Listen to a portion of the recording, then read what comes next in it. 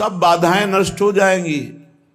जीते विनायक शुभ अशुभ विघ्न करे नहीं कोई, विघ्न करे नहीं कोई, डरे कलिकाल कष्ट भय, हरे सकल संताप, हरसि हरि नाम जपत जय।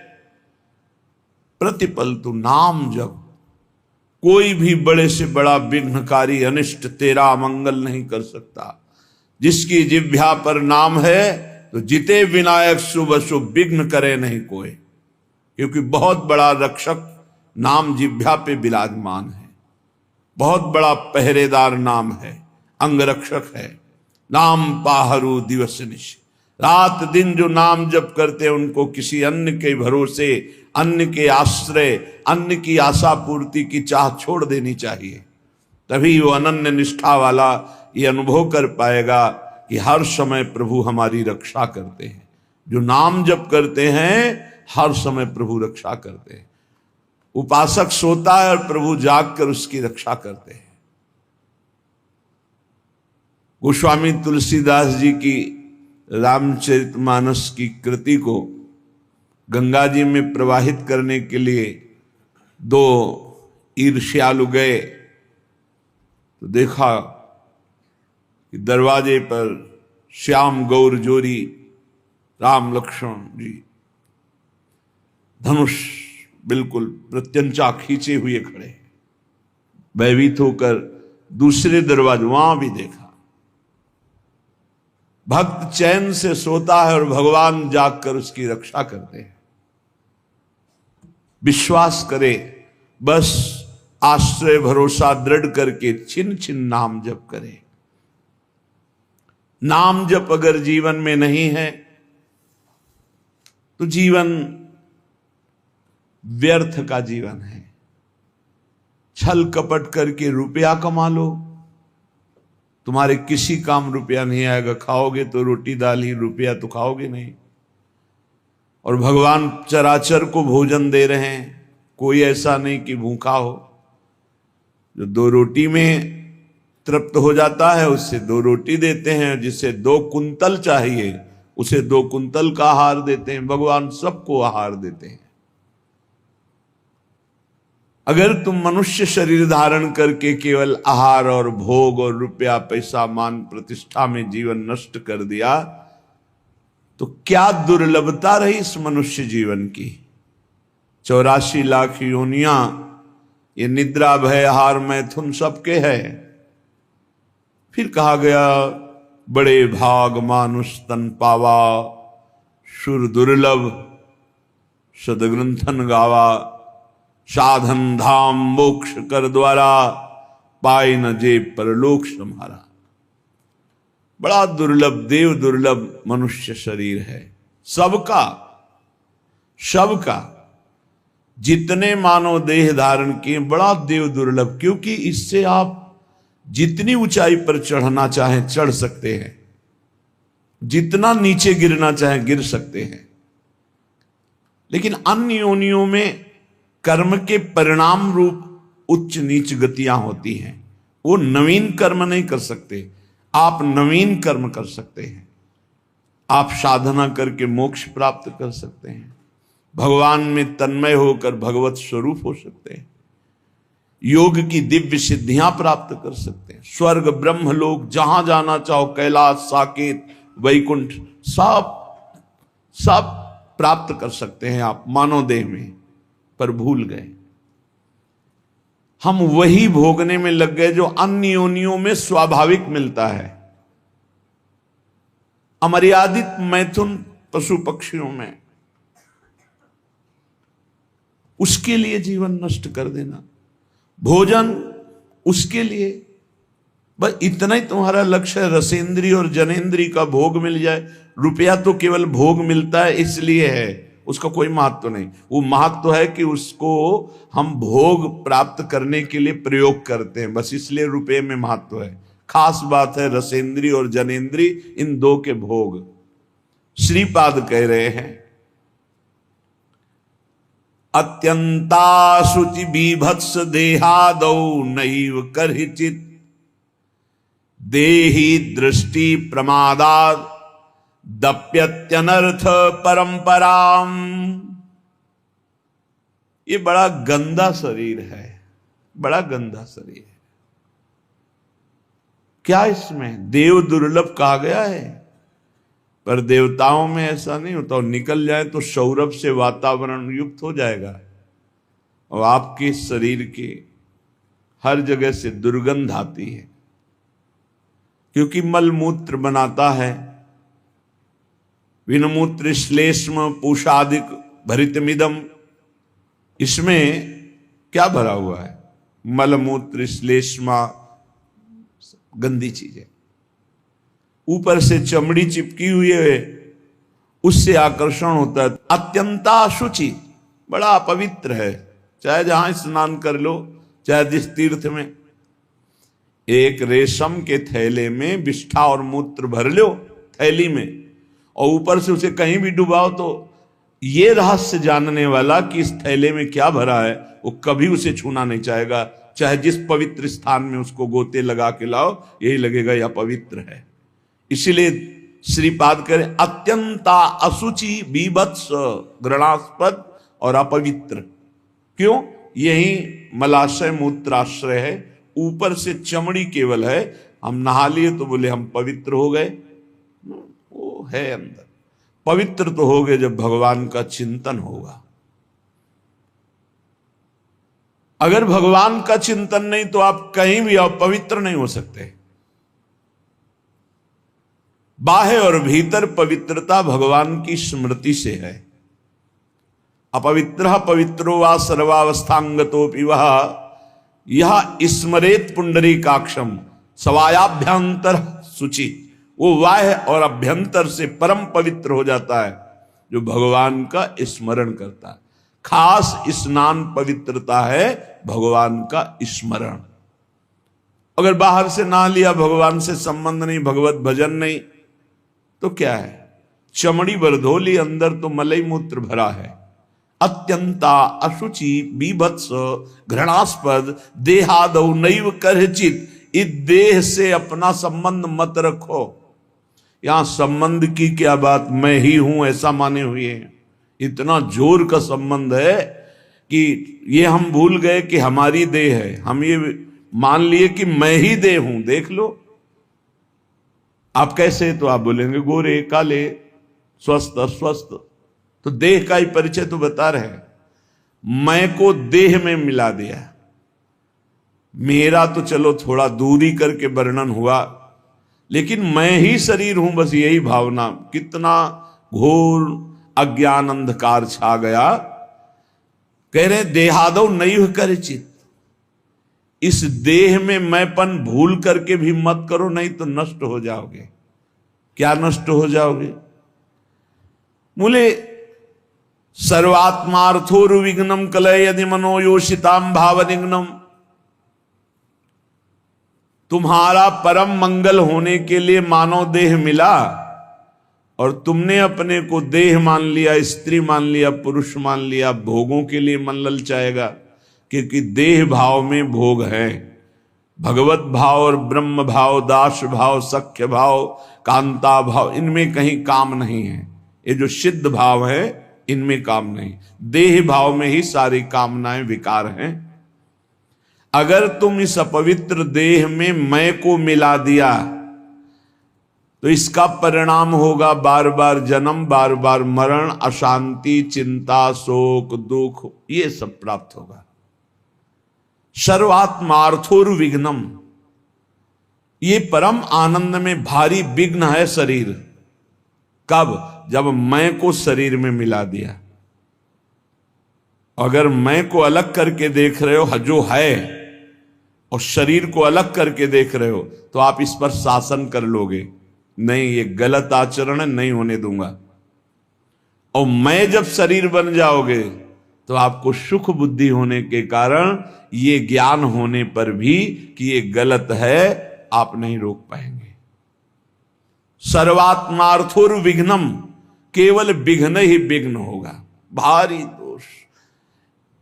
शरीर राग से इतने दोष पैदा होते हैं, जितने ग्रंथ और पंथ हैं सब इसी के हटाने के लिए है, शरीर राग मात्र के लिए। शरीर राग से अन्य राग सब हैं। एक दो भाई, खेती का बंटवारा हो रहा है, कुछ हाथ खेती बड़े भाई वाले खेत में ज्यादा है। लड़ाई शुरू हुई, छोटे भाई ने मार डंडो बड़े भाई को मार डाला, छोटा भाई जेल गया, खेती वैसे ही पड़ी है।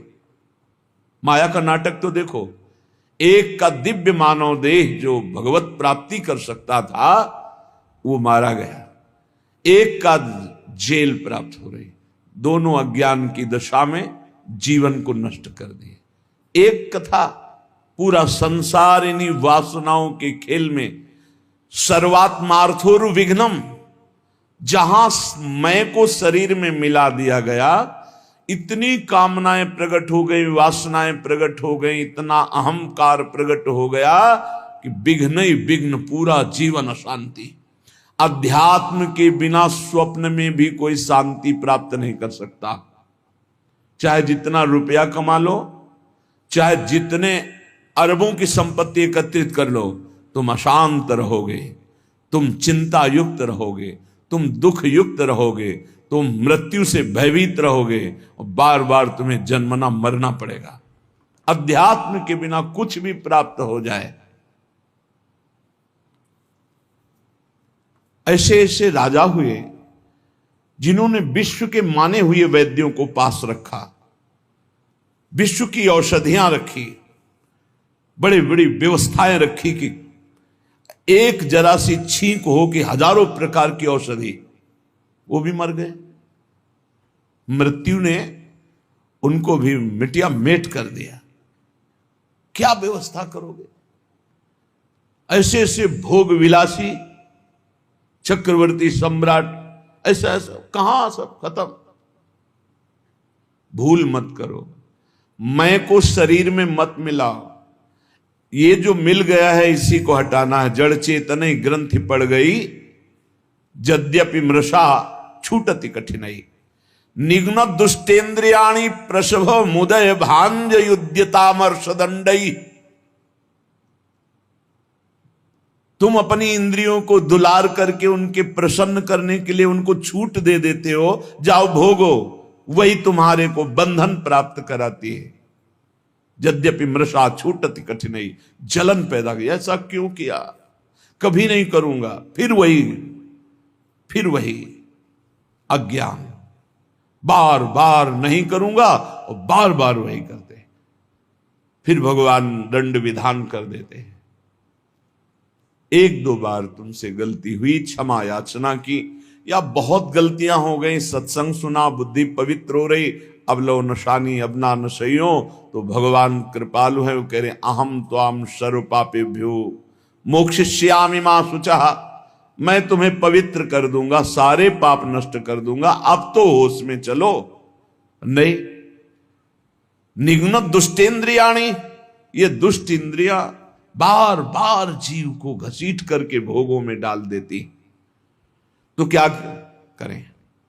गुस्सा करो इन इंद्रियों के ऊपर, अनुमति मत दो, इनको दंड दो, उपवास करो, नाम का दंड दो, खूब नाम जप करो, परेशानी पैदा, परिक्रमा लगा, निकल जाओ गिरिराज जी की परिक्रमा में, 5-7 घंटे नाम जप करते हुए पूरी परिक्रमा, आराम आराम से, दौड़ने की जरूरत नहीं, 5-7 घंटे में आराम आराम से नाम जप कर देखो। अगर तुम्हारा उसी समय दिमाग परिवर्तन न होने लगे तो बताना। पर इंद्रियों को छूट देकर मनमानी भोग वासना में लगाते तुम्हारा नाश कर देंगी, पतन कर देंगी। रामाख्या कालकूटादपि विषम तमा भाति साधयु धारा। ये भगवान श्री हरि की माया के द्वारा रचा हुआ ऐसा बगीचा है संसार कि इसका मनोरंजन करने का मन हो ही जाता है। और जो मनोरंजन में फंसा हुआ आज तक नहीं निकल पाया, जब से सृष्टि हुई आज तक इस जादू के बगीचे से नहीं निकल पाया। कहीं न कहीं वो कंचन कामिनी कीर्ति, कहीं न कहीं वो फंसा मिलेगा। अगर आप इसे मैं को शरीर से हटा दें तो आप जीत जाए। जब तक अपने को पुरुष स्त्री मानेंगे, मैं को शरीर में मिलाए रखे, तब तक कुछ भी साधन कर लो, सवाल हल नहीं होगा। और ये होता है स्वीकृति से। स्वीकृति से बड़ा परिवर्तन सूक्ष्म शरीर पर पड़ता है आपकी स्वीकृति का। जैसे हम पहले सन्यास में थे तो स्वीकृति हो गई कि अब सन्यासी, तो स्वप्न में अपने को सन्यासी ही देखते थे। अब जब स्वीकृति हुई, मैं श्री जी के चरणों का दास, अब स्वीकृति, तो इस सूक्ष्म शरीर स्वप्न में यही दर्शन कराता है। जब स्वीकृति हुई, मैं श्री जी की सहचरी, तो उस स्वीकृति में ना ये भेष होगा, ना पुरुष शरीर होगा, वही स्वीकृति। स्वीकृति कर लिया मैं स्त्री मैं पुरुष, इसी स्वीकृति में सारे दोष बैठे हुए हैं। स्वीकृति कर लिया मैं प्रभु का दास, इसी स्वीकृति में आपको निर्दोष करने की सामर्थ्य मिलेगी। पूर्ण निर्दोष अवस्था इसी में। आपकी स्वीकृति कमजोर है। आपसे एक शब्द में कहें तो पूरा का पूरा खेल स्वीकृति का है। वेदांत केवल तुम्हारी स्वीकृति को बदलता है। कौन हो तुम? बोले तुम ब्रह्म हो, तत्त्वमसि। तत् वह जो परमात्म तत्व है, त्वम आसि तुम ही हो। स्वीकृति करो। बोले अहम ब्रह्मास्मि, अहम ब्रह्मास्मि, मैं ब्रह्म हूं। स्वीकृति तो बोले अहम ब्रह्मास्मि, अहम ब्रह्मास्मि। तो क्या हुआ?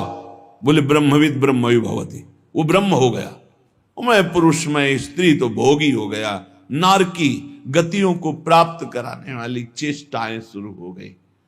खास बात समझनी, मैं को शरीर में स्थापित करना दुर्गति का कारण है। मैं को ब्रह्म में, मैं को भगवान के चरणों में, नाम में, रूप में, लीला में, धाम में स्थापित करना। मैं प्रभु का दास हूं, इसलिए अपने स्वामी का हर समय नाम जप करता हूं। मैं प्रभु का दास हूं, इसलिए हर चेष्टाएं अपने प्रभु की प्रसन्नता के लेकर बदल गया, जीवन बदल गया। जब हम प्रभु के चरणारविंद की शुद्ध शरणागति स्वीकार कर लेते हैं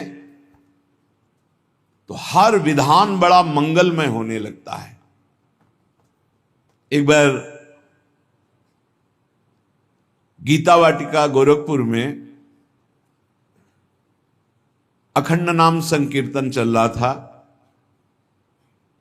पूज्य भाई जी श्री हनुमान प्रसाद पोद्दार जी महाराज की कृपा से बहुत ही मांगलिक दिन कट रहे थे। भगवत चर्चा हो रही, अखंड नाम कीर्तन हो रहा, बड़े बड़े महापुरुष आ रहे हैं।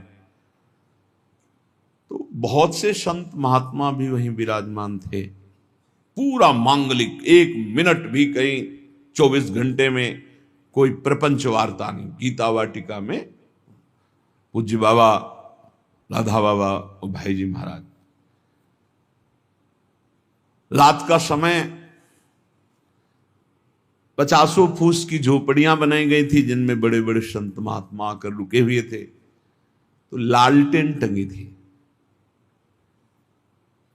लालटेन से कब क्या कैसा हुआ, घटना कैसे घटी, झोपड़ी में लालटेन टंगी है, कैसे क्या हुआ कि वो लालटेन गिरी, तेल फैला, उसमें आग फैली, वो झोपड़ी में लगी, एक झोपड़ी से दूसरी झोपड़ी, और सब संत महात्मा साधक झोपड़ियों में शयन कर हाहाकार मच गया। जल्दी जल्दी जो निकल पाए नहीं, कूद करके लोग कंबलात से ढक कर जो सो रहे थे उनको उठाकर बाहर लाए। बड़ा हाहाकार मच गया। प्रचंड अग्निदेव ने रूप धारण किया। सब झोपड़ी तंबू सब खाक हो गई, राख हो गई, बहुत सी सामग्री हो। अब जो संसारिक लोग हैं, भक्ति के आकर्षण से आए हुए हैं, उनका देखो कीर्तन और भक्ति का ये स्वरूप। भाई जी के कान तक आवाज पहुंची। भाई जी ने कहा अग्नि का आवाहन किया जाता है, आहुतियां दी जाती हैं। अग्नि साक्षात भगवान है। हमने तो आवाहन भी नहीं किया, मेरे भगवान इस रूप में आकर के आहुति भी नहीं दी, अपने आप आकर भोग स्वीकार कर लिया। भक्ति की दृष्टि क्या है? मेरे भगवान पधारे हैं। भाई जी ने कहा कि कल जो आग लगी, तुम लोगों को आग दिखाई दे रही, मेरे को मेरे भगवान दिखाई दे रहे हैं। मुझे स्पष्ट दिखाई दे रहा, मेरे कीर्तन, मेरे भगवत चर्चा करने से भगवान अग्नि रूप धारण करके आनंद उल्लास से युक्त होकर के ये भोग स्वीकार किया। मुझे इस घटना में भगवान की कृपा दिखाई दे रही कि भगवान ने किसी का एक रोम भी नहीं झुलसाया, नहीं तो बहुतों के शरीर पूरे हो सकते थे, एक भी व्यक्ति नहीं मरा। और ये मेरी ही बात नहीं है, जो भगवान का शरणागत है उसको ऐसा ही अनुभव होता है कि भगवान की बड़ी कृपा हुई। नामदेव जी महाराज की कुटिया में आग लग गई, पूरा घर जल रहा था। लोग दौड़े, कुछ कंबल, कुछ वस्त्र आदि जो वस्तुएं निकाल पाए, बकाया सब जल गया था। नामदेव जी कीर्तन में मगन थे, कहीं एकांत में जब आए तो लोगों ने कहा बड़ी मुश्किल से ये वस्तुएं बचा पाए, और तो सब जल। तो उनका अरे भगवान आए मेरे घर, और हमें तो स्वागत करना चाहिए आपने, और वस्तुएं निकाल, वो सब वस्तुएं उठा के आए। वो जो आग शांत जैसी हो रही थी, फिर धुआं उठा, फिर आग लगी, फिर वो भी जल गई। गांव के लोगों ने कहा क्या इनका दिमाग, और नाच रहे, मेरे भगवान अग्नि रूप में आए, सब भगवान की वस्तु भगवान ने स्वीकार कर ली। आह कितनी कृपा। सर्दी का समय था, आधी रात के बाद उसी राख में लेटे भगवान ने स्वयं गरुण जी के द्वारा मंगाए हुई दिव्य दिव्य लताएं औषधियों से ऐसा सुगंधित, पूरा वातावरण सुगंधित। लोग सुबह आए, देखे नामदेव जी की सुंदर कुटिया बनी हुई, और सौरभ से वो भगवान स्वयं। और भगवान ने अपना ऊपरी वस्त्र से नामदेव जी को उड़ा दिया था। उससे जान गए थे कि सब भगवान का किया हुआ है। दोनों में राजी हैं, आग रूप में आए, भस्म कर दिया, जय हो। आप आकर के ऐसा निर्माण, जय हो आपकी, जोई जोई प्यारो करे सोई। लोगों ने कहा महाराज रातों रात इतना सुंदर तरण का महल बन गया एकदम, और इतनी सुगंधित, इतना आकर्षण, हम भी बनवाना चाहते हैं। बोले हाँ, हमारा कारीगर बड़ा महंगा है। कितना रुपया लेगा? बोले जितना है सब जला दो, उसके बाद वो आएगा। अपने घर फूंक तमाशा देखे तब हमारा कारीगर आता है, एक भी नहीं बचना चाहिए। आसक्ति और राग का विषय। भाई जी महाराज बोले जो उपासक सर्वतोभावेन भगवान को समर्पित है, चाहे वो भक्त हो या ज्ञानी हो, वो हर घटना में निश्चल और भगवत कृपा को देखता रहता है, और वास्तविक भगवत कृपा होती है। याज्ञवल्क्य जी जनकपुरी जब आते तो वेदांत चर्चा बहुत सुंदर होती। तो जब याज्ञवल्क्य जी आते तो बड़े बड़े ऋषि मुनि साधक सिद्ध सब उपस्थित होते कि जरूर कोई न कोई गूढ़ चर्चा होगी। पर जब तक जनक जी नहीं आते थे तब तक वो चर्चा नहीं शुरू करते थे, पूरी सभा भरिए इंतजार करते। जब जनक जी आते तब चर्चा। तो कई ऐसे महापुरुष जिनको लगा कि ठीक है जनक जी विदेह राज हैं, पर ऐसा नहीं कि और किसी की ज्ञान में स्थिति नहीं। जब तक जनक जी नहीं आते तब तक तो कहा कि अन्य श्रोता भी तो हैं याज्ञवल्क्य जी से, पर आप जब जनक जी आते हैं तभी शुरू करते हैं आप चर्चा।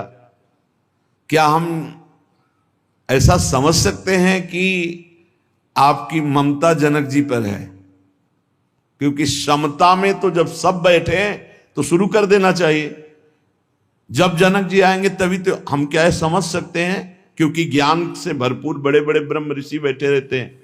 ऐसा नहीं कि जो जनक जी को ज्ञान हो और किसी को है ही नहीं। तो इसका मतलब लगता है याज्ञवल्क्य जी के अंदर कहीं ना कहीं ममता है, कहीं ना कहीं मोह है जनक जी के प्रति। परम योगी याज्ञवल्क्य जी थे। उन्होंने एक दिन सत्संग चल रहा था, पूरी जनकपुरी में आग लगा दी योग बल से। सूचना आई जनक जी, महाराज की जय हो, पूरी मिथिला नगरी आसपास से अग्नि से घिर चुकी है, जल्दी जल्दी भागो। जो जनकपुरवासी थे वो तो भागे, आसपास बिल्कुल नजदीक अग्नि आ चुकी थी, वो योग बल से लगी हुई थी। जो ऋषि मुनि थे अपने अपने आप, कोई व्याघ्र चर्म, कोई हिरण का चर्म बिछाए हुए, जो मृग चर्म, कोई कुशा, कोई कंबल, सब अपने अपने समेटे याज्ञवल्क्य जी यथावत चर्चा कर रहे हैं। कोई भागा इधर, कोई उधर भागा, कोई भी वहां नहीं था, केवल जनक जी बैठे थे। बार बार मंत्री आदि, महाराज राजमहल में भी आग लग चुकी है, लगभग पूरा राजमहल जल चुका है, आप महाराज सुरक्षित होइए, आप हटिए यहां से। शांत मुद्रा में बैठे याज्ञवल्क्य जी का प्रवचन चल रहा, केवल जनक जी सुन रहे। सर्वथा निश्चिंत भाव से वो कथा करते जा रहे और वो सुनते जा रहे, स्थिर बैठे रहे जनक जी।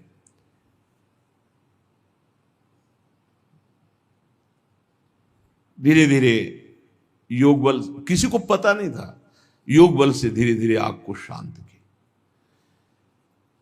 और तो नहीं आ पाए, जनकपुरवासी सब बड़े खेद में थे कि जब आग लग गई, ये जल गया, वो जल गया, वो जल गया। ऋषि मुनि बैठ गए आगे। फिर याज्ञवल्क्य जी ने कहा, विदेहराज जनक, सर्वस्व मिथिला में जल गया, राजमहल भी जल गया, बार बार सूचना हुई, सब महात्मा लोग अपने कमंडल आसन लेकर के हट गए, आप क्यों नहीं हटे? महल में आग लग गई, सर्वस्व नष्ट हो गया, आपको तो देखना चाहिए, आप राजा हैं। जनक जी ने कहा, महल की क्या बात, अगर इस शरीर में भी आग लग जाती तो हमें क्या फर्क पड़ता? नैनम छिन्नन्ति शस्त्राणि नैनम दहति पावका न चैनम क्लेदयन्त्यापो न शोषयति मारुता। क्या ज्ञान ये प्रवचन के लिए ही केवल है? ये अनुभूत विषय है। मेरी आत्मा है आग, वो इस शरीर को नष्ट कर सकती है, आत्म तत्व को नहीं, और मैं आत्मस्वरूप हूं, क्या फर्क पड़ता है? महल जल गया, जलने वाली चीज जल गई, शरीर जल जाता, जलने वाली चीजें जल जाएगी, आत्मस्वरूप में नहीं। सब महात्माओं की तरफ देखा याज्ञवल्क्य जी ने कि आप सबके पास क्या था, इनके पास तो पूरा राज्य भस्म हो रहा था, महल भस्म हो रहा था, सब स्थिति थी, आप अपना अपना बागंबर मृगचर्म लेकर। तो ब्रह्म ज्ञान केवल बातचीत का विषय नहीं है, स्थिति का विषय है। ऐसे चाहे वो भगवत भक्त हो या ब्रह्म ज्ञानी हो, दोनों ब्रह्म ज्ञानी की दृष्टि में ब्रह्म के सिवा कुछ नहीं, भगवत भक्त की दृष्टि में आराध्य देव के सिवा कुछ नहीं, फिर चिंता शोक भय किस बात की? किसी भी स्थिति में विचलित ना होना, अपने आराध्य देव के चिंतन से, अपने लक्ष्य से ना हटना, ये परिपक्व अवस्था है, चाहे भक्त हो चाहे ज्ञानी हो। देखो, इतनी बात तो तुम्हें मानना पड़ेगा कि भगवान का दो स्वरूप है, एक चिदानंदमय स्वरूप है और एक ये मायाकृत स्वरूप है। हैं भगवान ही वासुदेवा सर्वम। ये जो मायाकृत स्वरूप है ये नष्ट होगा, पक्का समझो। गुरु भगवान है, संत भगवान है, सब भगवान के स्वरूप है। ये जो मायाकृत है ये नष्ट होगा। गो गोचर जहां लघु मन जाई, सो सब माया जानो भाई, और इसका अंत होगा। इसमें पक्का विश्वास करो। जो अविनाशी चिदानंदमय भगवान का हमारे स्वरूप है, ना कभी कोई मार सकता है, ना काट सकता है, ना जला सकता है, वही हमारी आत्मा का स्वरूप है। सच्चिदानंद रूपाय। अब बाहरी तो फिर जहां हमारी मायाकृत दृष्टि देख पा रही वो जलेगा, वो नष्ट हो जाएगा, आज नहीं तो कल। भाव मानना, हम भावना करते हैं मायाकृत से मायातीत की। हमारी भावना जो मायातीत की, उसे आग नहीं जला सकती। हमारे प्रभु की महिमा को समझो। प्रभु केवल प्राकृतिक नहीं है, प्रभु केवल छवि में ही नहीं है। विश्वास करो, वो तुम्हारे हृदय में, तुम्हारे भाव में भी है, वो छवि में भी है, वो चराचर जगत में कहो सो कहां, जहां प्रभु नहीं तो अग्नि में भी प्रभु है। प्रभु खेलने के लिए अगर जमीन पे गिर जाते हैं तो तुम्हें गिरना दिखाई दे, वो खेलना चाहते, खेलो महाराज, फिर उठा के स्नान करवा दिया। फिर अंग भंग हो गया कोई श्री अंग का, हम प्रभु के दूसरे नवीन रूप को, हमारी आराधना माया युक्त से माया मुक्त त्रिगुणातीत भगवान की है, इतना मानना पड़ेगा। ये शुद्ध बात तुम्हें माननी पड़ेगी कि मायातीत परमात्मा है, त्रिगुणातीत परमात्मा है, कालातीत परमात्मा है, जिसकी हम आराधना कर रहे हैं। वो मूर्ति भी है, वो अमूर्त भी है, वो साकार भी है, वो निराकार है, वो सबसे परे है, वो सब में भरे है। जब तक संपूर्ण तत्व का ज्ञान नहीं होता तो उपासक दुख सुख को प्राप्त होता रहता है।